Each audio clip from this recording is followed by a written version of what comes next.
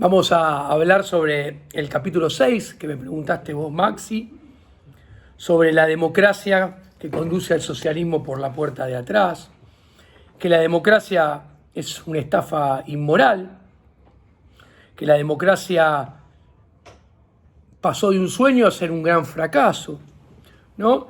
Y que es colectivista y avasalla los derechos naturales y la propiedad privada. A ver, ¿por qué es una gran mentira? Primero y principal, porque pongamos el nombre y apellido, ni Alberto Fernández ni Cristina Fernández de Kirchner, ni los diputados ni los senadores son representantes nuestros. El voto no los convierte en ningunos representantes nuestros. ¿Por qué? Porque un contrato de representación es un contrato, como cualquier contrato, para que tenga validez, tiene que ser voluntario. Las dos partes, por motus propio, tienen que tener ganas de sentarse, se tienen que sentar y firmar un contrato de representación voluntariamente a ambas partes. Punto número 1. En todo contrato de representación hay, primero, mecanismos de auditoría que tiene sobre todo el representado para ver constante y sistemáticamente si lo están representando bien, como él quería que lo representaran al momento de firmar ese contrato. Después, todo contrato de representación tiene cláusulas de entrada y salida para ambas partes.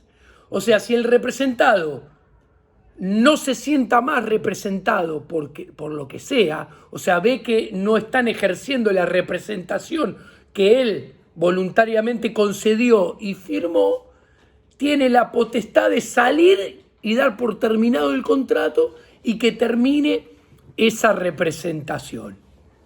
¿Ok? Así como el que representa, también basándose en aspectos contractuales voluntariamente firmados, puede decir yo no te represento más y me voy. Bueno, claramente nada de esto está presente en la democracia universal representativa. ¿Por qué? Uno, porque el voto es obligatorio, al menos acá en Argentina, con lo cual no es voluntario. ¿Y qué es un voto obligatorio? Es muy sencillo, te sentaste en la mesa de un estudio de abogados de escribano, te pusieron un chumbo en la cabeza y te obligaron a firmar el contrato. Ese contrato está viciado de nulidad, se muere instantáneamente en el derecho. Listo. Vemos que es ilegal ese contrato de representación. O sea, el voto, al ser compulsivo, no es ningún contrato. Segundo, el voto es secreto. Al ser secreto no está firmado ni por los políticos ni por los votantes. Y al no estar firmado, ninguna de las dos partes tiene responsabilidad ninguna en el asunto. ¿Ok? Listo. Si no tiene responsabilidad ninguna, es algo que no tiene sentido de existir, porque los contratos, en todos contratos, ambas partes tienen responsabilidad. Sigo. No tenés mecanismo de auditoría. Vos no sabés en estos momentos al que votaste en una lista qué está tramando, qué ley está pensando, qué ley está pensando en presentar, ni cómo va a votar en las leyes que están en agenda. ¿Ok? No termina ahí. Vos no tenés forma de si a lo largo de los 4 años el tipo obra siempre en sentido contrario a lo que vos querés, en dar por finalizado el contrato de representación. Es una locura, te lo tenés que fumar los 4 años. Listo. La base de la República, que es el negocio de la casta política en detrimento nuestro, se basa en la Constitución. La Constitución tiene todos los mismos vicios que el voto. peor aún, porque el voto, votás cada 2 o cada 4 años, o sea, te dan una oportunidad de, con un garrotazo de por medio, vos no votar al que votaste antes. La Constitución esto no existe. Nadie la firmó, pero pretenden que sea eterna. O sea, ni siquiera muere a los 4 años, a los 10 o a los 50, o con los 10 gatos locos que cometieron la ilegalidad de firmarla en representación de todos los que vivían con ellos en aquel momento. Quieren que sea hereditaria. Ningún contrato es hereditario. Tu abuelo, tu padre firmó un contrato, contrajo una deuda y vos no tenés que hacerte cargo de ese contrato y esa deuda. Si hay una deuda y se muere tu padre, con la herencia pagarás la deuda, pero no ni con tu accionar ni con tu patrimonio. No existen contratos hereditarios. Entonces, lo que vemos es que la Constitución no tiene autoridad. Y si no tiene autoridad y está viciada de todos estos elementos que acabo de describir, el mandato ético y moral con las ideas de la libertad es desobedecerla, es hacerle agorismo y contraeconomía y desobediencia civil a la Constitución. Que vaya de paso, la Constitución es el origen de todos los problemas. Los liberales que tanto defienden la Constitución de Alberdi, la Constitución de Alberdi, que es una copia de la Constitución de Jefferson, la Constitución de Jefferson de 1789, la de Alberdi de 1853-1860, que esos años de entremedio, esos 70 años, hacen que hayan grandes diferencias entre Jefferson y Alberdi, que ahora los comento. Lo que hay que tener en que es la madre de todos estos problemas. ¿Por qué? Porque crearon un monopolio. La Constitución liberal clásica le dio el monopolio al Estado de la seguridad y la justicia. Y vos, Mariano, por favor, intervení cuando quieras, como economista y hablando de microeconomía, porque digo microeconomía porque los monopolios, los economistas lo estudiamos en la microeconomía. Los monopolios, cuando vos creas un monopolio, el monopolio tiene una renta extraordinaria. Y la renta extraordinaria es correr detrás de maximizar la renta extraordinaria. Eso hace un monopolio.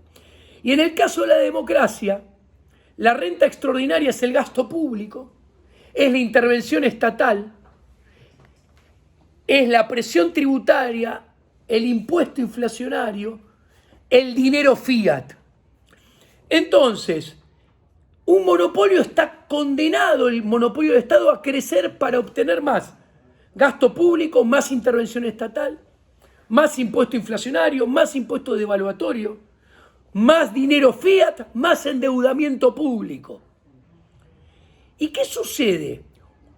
Si un monopolio, ¿cuándo va a crecer más fuerte que ningún otro monopolio? Si a ese monopolio se te ocurre darle el monopolio de la fuerza, de la ley y del castigo. No va a haber ningún monopolio que crezca más que el monopolio al cual le diste el monopolio de la fuerza, de la ley y del castigo. Y a las pruebas me remito, hace 100 años los estados pesaban 18% del PBI y hoy en día pesan 50% del PBI. La cantidad de dinero en términos del PBI, el dinero que antes era patronolo y hoy es patrón papel pintado, se multiplicó por 3 en la economía mundial. Lo mismo que el endeudamiento. ¿Y qué sucede? Hay que tener en claro, es que la democracia empezó como un sueño.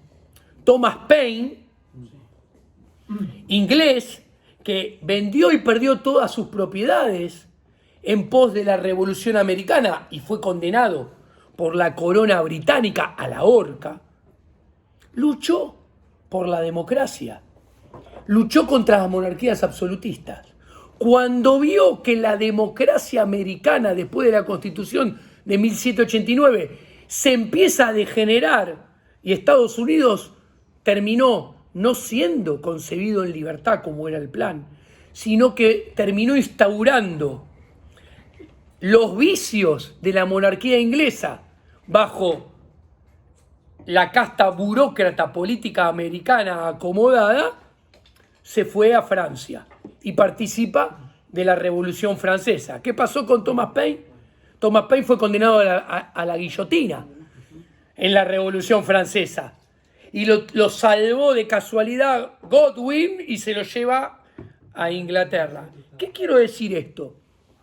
Que el andamiaje institucional de Jefferson de 1789 estaba bien para 1789. Ya no estaba bien, el sueño democrático estaba bien y nos sacó de la democracia, de la monarquía absolutista. Pero eso fue hace 300 años. Ya no está bien para la realidad de hoy en día. Cuando la democracia termina empoderando a los burócratas estatales como nunca antes en la historia de la humanidad. Cuando la democracia termina empoderando al Estado y avasallando los derechos naturales como nunca antes en la historia de la humanidad. A ver, en Occidente, gran parte de la población trabaja 7 meses del año para el Estado y 5 para sí mismo. Nos damos cuenta que este sistema entró en putrefacción. ¿Ok? ¿Y por qué? Porque avasalla los derechos naturales, porque avasalla la propiedad privada. Entonces, la democracia avasalla los derechos esenciales y la más profunda esencia del ser humano, habiéndose convertido en un negocio de unos pocos, los burócratas del Estado, a expensas de casi todos. La gente de bien que genera riqueza en el sector privado. Y teniendo en cuenta la acción humana, tenemos que avanzar hacia algo nuevo, como decía Borges, hacia algo con libertad, sin Estado. Pero para avanzar hacia ahí necesitamos un ser humano, hombres y mujeres, ética y moralmente muy superiores a los que tenemos hoy en día. Y para eso hay que dejar de creer en el Estado, entender qué es el Estado, dejar de creer en la política, entender qué es la política. Dejar de creer en la democracia, entender lo que es realmente la democracia, para avanzar hacia algo nuevo, pequeñas organizaciones administrativas en las cuales nos organicemos en libertad, sin Estado, en torno a la anarquía, con gobiernos en los cuales la gente se organiza de motus propio, por interés propio, con libertad de entrada y de salida.